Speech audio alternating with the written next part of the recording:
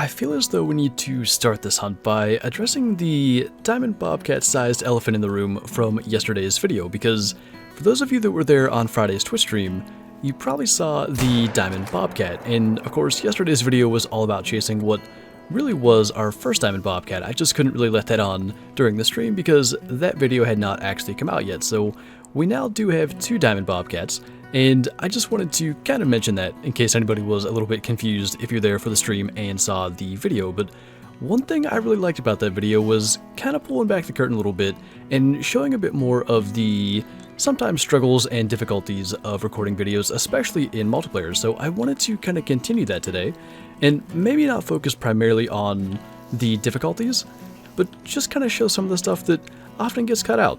And actually, this lake would be a pretty good example. So we have 4 whitetail over here, 2 pretty small bucks, and under normal circumstances, I would probably just either shoot one and just kind of move on and not include it in the video, or maybe even just fast travel without shooting one. But for the sake of kind of including it, and also winning a challenge, I figured we'd go ahead and take a shot on that whitetail. But I should also point out, this is not going to be a video of only things that would normally be cut out. We're still going to have like a proper hunt here, but I just wanted to show some of those things, because I think a lot of times the videos give the illusion that every single place we go has some sort of trophy animal, and that's just simply not the case. It's usually like a 2.5 hour hunt where most places don't.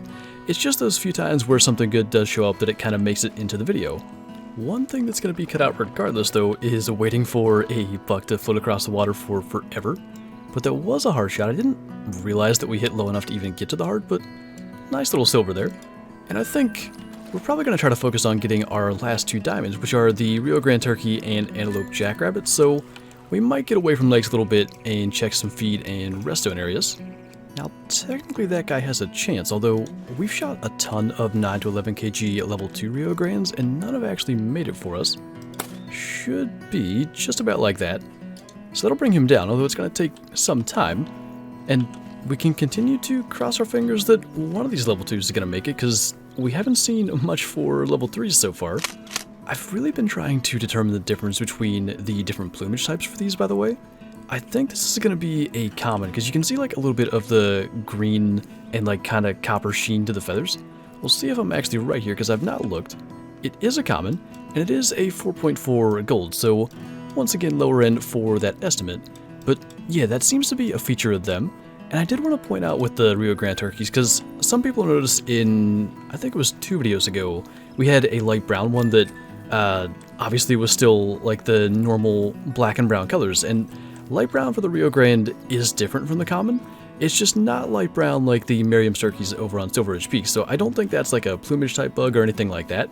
It's just kind of named the same, but looks very different.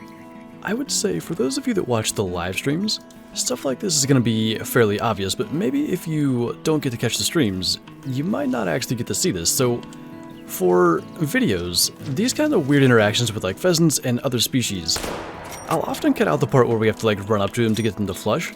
Sometimes you get animals that run in circles, and those kind of just random things that are maybe considered a bug. I don't even know exactly what category to put them in, but I guess I just wanted to make the point that I do experience all those strange things that'll often happen. I just feel like it kind of interferes with the flow of the hunt, so generally I don't include that in the videos, but I think in a video where we're trying to take a look at some of those things, it's actually worth pointing out. In just about every case I can think of, the weight estimate you're looking for a diamond rabbit usually is like a single number. In this case though, we're looking at the minimum estimate for a male antelope jackrabbit, but at the very least I want to go ahead and take it out just for the heck of seeing what it'll score. I'm not sure exactly what the minimum like trophy rating for a male would be. I assume is the same as the minimum for a whitetail jackrabbit, but I also don't know what that is. So if it's a like 0.00 or weight similar to that where it's kind of like a round number, it could be. We'll take a look and see. It actually might be 2.80. It's so hard to say. When they max it, what, like 4.7, it would be kind of tough to have a weight range that's always going to be 0.00 as the minimum. I'm going to guess that just 2.0 would be the minimum trophy rating. But I mean, a bronze male rabbit, it doesn't happen super often. Well, there's what we're actually looking for. A 4 kg antelope jackrabbit. I don't know if it was in there and I didn't spot it, or if it's maybe a part of a different group of them. I'm kind of leaning towards that. Hopefully we can find it. I was actually going to mention if it would happen. This is something else that often would get cut out, especially on Rancho del Arroyo because tracking is so difficult. I rarely include footage of like tracks if I don't find the animal, just because I feel like it kind of ends up getting hopes up and then there's no delivery on what it even was, even if it wouldn't be like a max level. But in this case, since we're trying to show all that, I wanted to include it regardless. I do hope we find it though. So amazingly, we actually found the 4kg rabbit, and he is a 2. Much like the white-tailed jackrabbit, there should be a really slight chance the antelope jackrabbit can make diamond at level 2. So it's worth going after them when they have that estimate, but I'm curious to see the tracking distance here, because I spent a lot longer than I probably otherwise would have. I just was kind of determined. It only says 900 meters. I think it might be because I got off the track for quite some time. I know roughly where we got the track because of the hunting pressure down here, and I guess that is the approximate distance. Might have been more so just the difficulty of following it just by the tiny little footprints. And of course he was just a gold, but I'm glad we found that and it's not just a mystery as to whether or not it was going to be a diamond or not. We have had bigger, but that is one of the better sized dilute mule deer we've ever seen. 208 to 270 estimate. It's not an area we can get a very good shot in. That's going to be so close.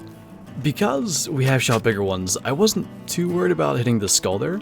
I know we shot one that scored right around 300, and it actually had the same rack as the melanistic mule deer we have that scored, I think, like 298 or something roughly like that. So, not a huge deal if we did mess this up, but I figured rather than chase it forever knowing that it is just a pretty solid gold, we'd take that shot and hope for the best. And unfortunately we did just crack the skull there, so ends up being a 244 silver, and actually not quite the rack I thought, so not even quite what I thought he was, but still would have been a good sized uncommon. There's one last thing that I wanted to mention in this video, and I do think it's important to make the distinction between kind of what I'll call active recording, which is what we're doing right now, and more of like a passive recording. So for active recording, we're just recording literally everything. For the past hour and 37 minutes, OBS has been running, capturing every single frame of what's happening in game. So if we were to spot a diamond or a rare or whatever, everything from like pulling the binoculars up to the reaction and all that would be actually captured. But in what I'm referring to as passive recording, I don't actually have the record button pressed. Sometimes I have OBS open, sometimes I don't, and I'm just watching YouTube or whatever, but I'm still kind of hunting around with the same goal, which is to hopefully find something to add to the trophy lodge, and unfortunately, that often does kind of cut out the initial reaction of spotting the animal and stuff like that, but it can lead to some pretty interesting moments like this one did. I figured I'd kind of pull back the curtain a little bit when it comes to recording, and specifically recording in multiplayer. I just spooked a level 3 turkey, and we're currently trying to track him down and figure out where he got to. But what happens so often, I wonder if that's him. It totally is.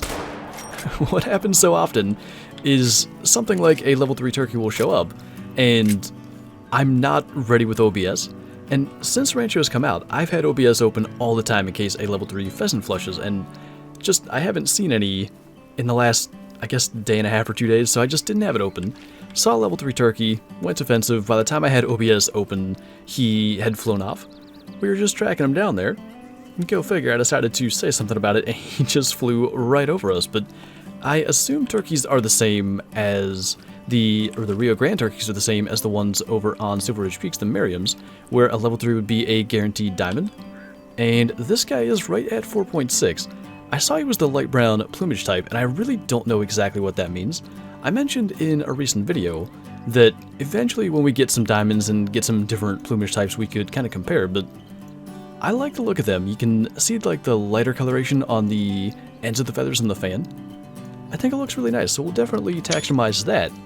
And we'll have to throw a multi-mount together with a diamond Merriam's turkey now. And the reason why I wanted to actually make that distinction is we've done a number of videos where it's just strictly passive recording. So basically go into multiplayer and only press record when something interesting shows up. And again, that can kind of give the illusion that, I guess, it takes less time than it actually does to find all those trophies.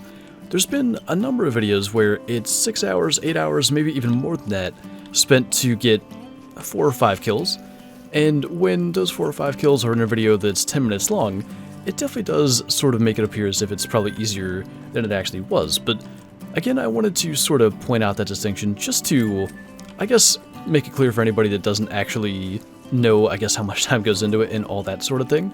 But if we can find this pheasant, I actually do want to go back to the trophy lodge and make the 2 turkey types multi-mount, so the sooner the better, but I'm not too sure what he was beyond the fact that he's a rooster, so it would be nice to at least get a track, but surely he's not too far away.